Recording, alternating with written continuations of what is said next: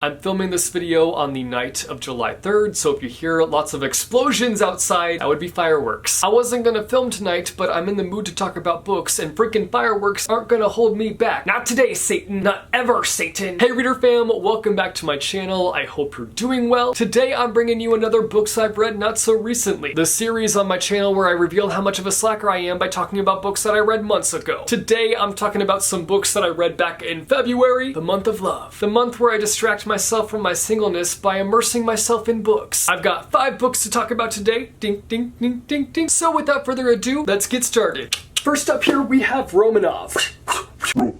This is a retelling of Anastasia. It mashes together historical fiction and fantasy, which is something that I'm a sucker for. We follow our main character Nastya, who has been given the mission to smuggle an ancient spell with her, and it's potentially the only thing that could save her family. She's being hunted down by the leader of the Bolshevik army, and she's pretty much left with 2 choices. One is to release the spell and deal with the consequences of that, which are not good, could cause a lot of problems. Her second option isn't all that great either, and that option involves teaming up with Zash, who is a part of the Bolshevik army, which for obvious reasons is pretty risky. Can she trust him or can she not? Will she risk it for the biscuit? Gotta read the book to find out. I feel like the author sat down at a piano and hit every note that hits me in the feels. The biggest note that they hit was the family aspect in the book. Once you bring family into the mix as a main focus, it's game over for me. I'm a goner. It's sure to get me feeling all emotional. We follow such a tight-knit family and we see them be put through the ringer.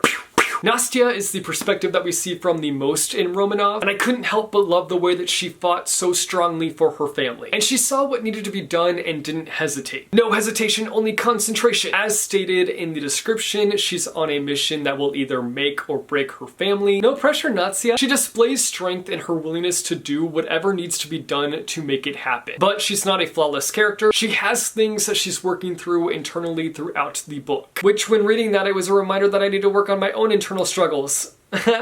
There was an unexpected amount of sadness when it came to the plot, and I was not prepared. I did not have my guard up, so it had me in my feels. Like, you know when you're feeling really sad and you feel like this ball of emotion in the back of your throat and it's hard to swallow? I guess the simple way to put that would be choked up. Anyway, that's what happened when I read the book. I got choked up. As for critiques, I don't really have anything too bad to say, but I like to have a bit of a balanced opinion. I will say that while I did love the magical aspect, I did want a little bit more from it. In the beginning, it's kind of more subtle, and then it has a heavier presence kind of towards the middle, towards the end, I guess you could say. And even that transition, I feel like I wanted it to be a bit more smoother, I guess you could say, less bumpy. But again, that's just me reaching for something to critique. I will note that before I read the book, I read a few reviews, and in those reviews, it was noted that they were questioning the historical research that went into the book. It's not something that I can comment on because I haven't done extensive research on the Romanovs, but it's something to be aware of if you plan on reading it. Next up here we have Reverie. That's upside down. Reverie!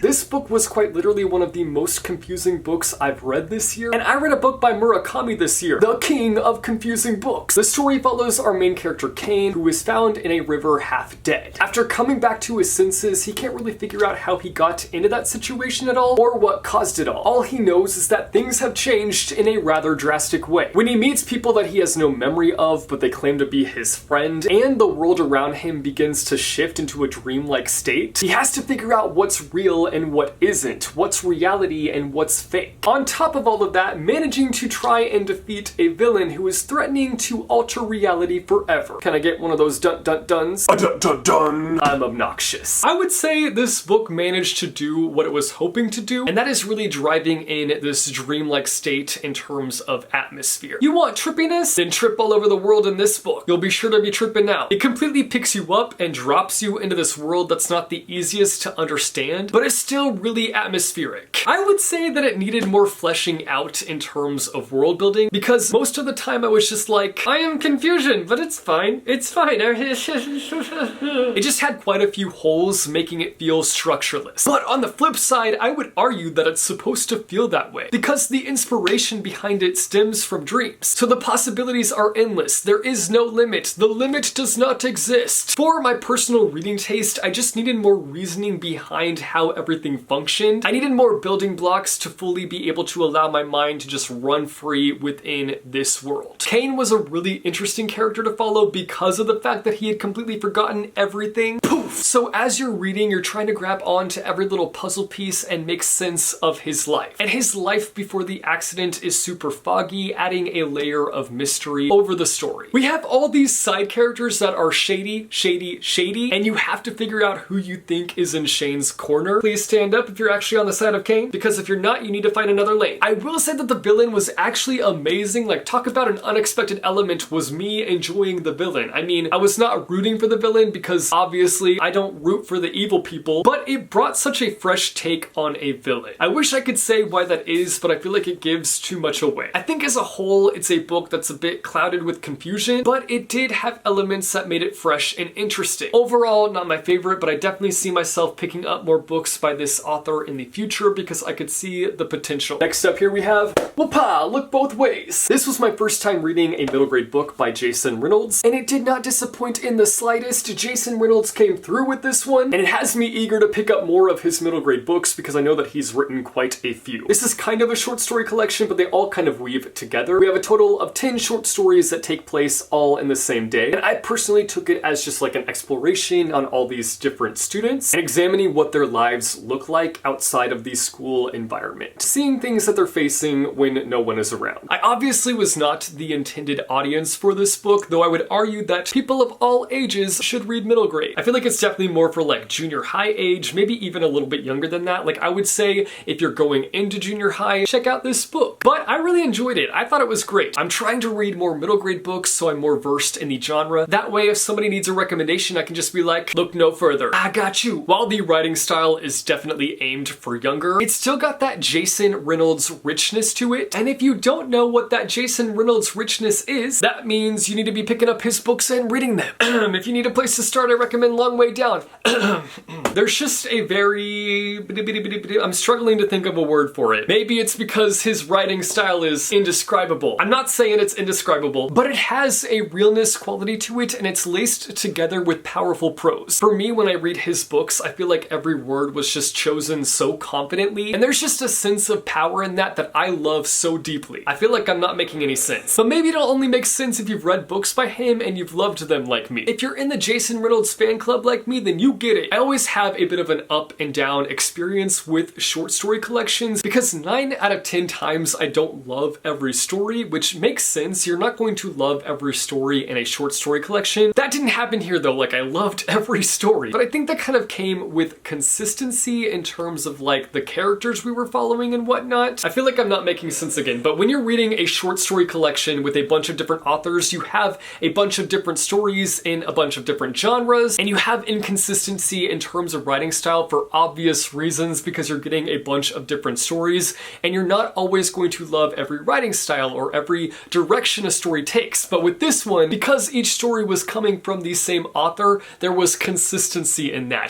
That's the point I was trying to make. But like I said, I loved every story in this. I feel like we just delved so deep into each and every character, and for somebody who loves character exploration in books, this was a win for me. Sure, there might have been an obscene amount of boogers mentioned throughout it, but I think he was able to strike a balance of both stories that garnered up an emotional reaction with stories that were comedic in tone. Overall, solid story collection in my opinion, and I have just revealed myself to be a Jason Reynolds fanboy. Next up, I read The Library Book. This is a nonfiction book about libraries, but it has a specific focus on an event that happened in 1986 at the Los Angeles Public Library, and that was a fire. Obviously, fire plus books, not a good combo. Not the duo that any of us want to see come out on top. Just like that, 400,000 books had become ashes, and 700,000 something had been damaged. While the investigation of this fire is at the forefront, it explores the importance of libraries and different fascinating stories surrounding libraries throughout history. This was a nice surprise to me because it's not a genre that I reach for often, but I still feel like I'm dipping my toes into the kiddie pool in terms of the genre. I still haven't approached the diving board and done a cannonball into the deep end, but I'm gonna work my way up to that. I still have a life jacket on. Like, I haven't even plunged into the pool yet. I only have my toes in the pool. Somebody needs to come through and push me in. Anyway, all that to say, this one was enjoyable. I was about to say all the way through, but like there were a few moments when I was checked out a bit and I was like, better check back in real quick. I think the biggest thing I left with after reading it is that librarians deserve all the respect in the world. They're literal bookish superheroes. If anyone even thinks about coming for a librarian, you better think twice.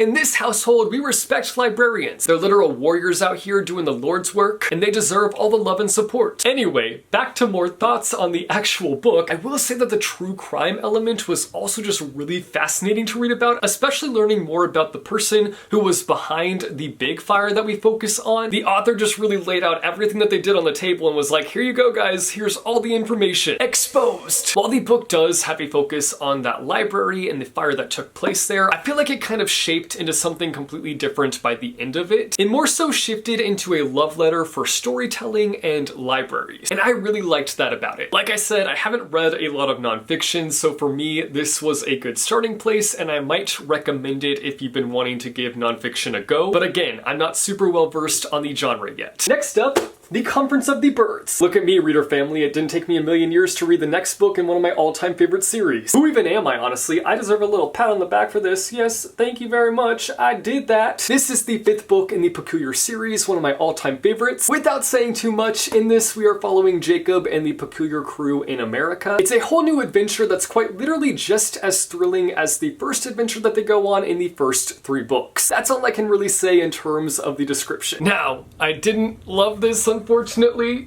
It makes me very sad to admit that. Who wants to be disappointed by a book in their all-time favorite series? Not me. There were still aspects of it that I liked. For example, I think there are elements to the expansion of the world that are being executed really well. The whole story arc of Nor's character is really fascinating to me, and honestly what's kind of keeping me going at this point. The inner conflicts that are happening within the Peculiar crew, while they're obviously kind of like sad to read about, like it's not fun to read about conflict, but it brought in a bit of a realness factor to the story because the truth is, in a group of friends, you're not always going to get along. That's just how it goes. And you're not always going to understand your friends' actions. The main thing that I didn't like is something that I've seen be done time and time again with these series that end, and then they're brought back with either an expansion to the series or there's like a spin-off of some sort, and that is bringing something back that has already been finished off. We have been there, we have done that, we don't need to go back there. No, no, no. When a story is expanded and we're given more, I don't want something that is recycled. If you couldn't tell, this is something that I'm very passionate about. It has become a big pet peeve of mine. I think it doesn't help that I hold this series in particular on a bit of a higher standard. Like, I expect better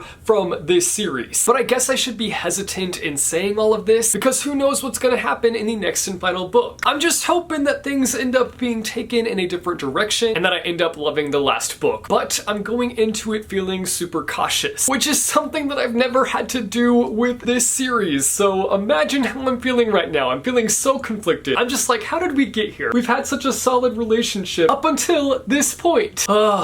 Everything's gonna be okay. It's all gonna be all right. Just keep on keeping on. Just keep reading on, reading on. All right, guys, those are 5 books that I've read not so recently. That's it for this episode of Books I've Read Not So Recently. You guys should let me know down below in the comments some books that you read in February that you either loved or hated. Let me know about some books that you read. I'd love to hear from you. If you like this video, be sure to go and hit that like button. If you want to see more bookish content from me, be sure to go and hit subscribe or go and hit that bell icon and you'll be notified every time I post new videos. As always, thank you guys so much for watching. I hope your day is bright, that tomorrow is brighter. Keep reading what your heart desires, and I will see you soon with a new video. Bye. Oh.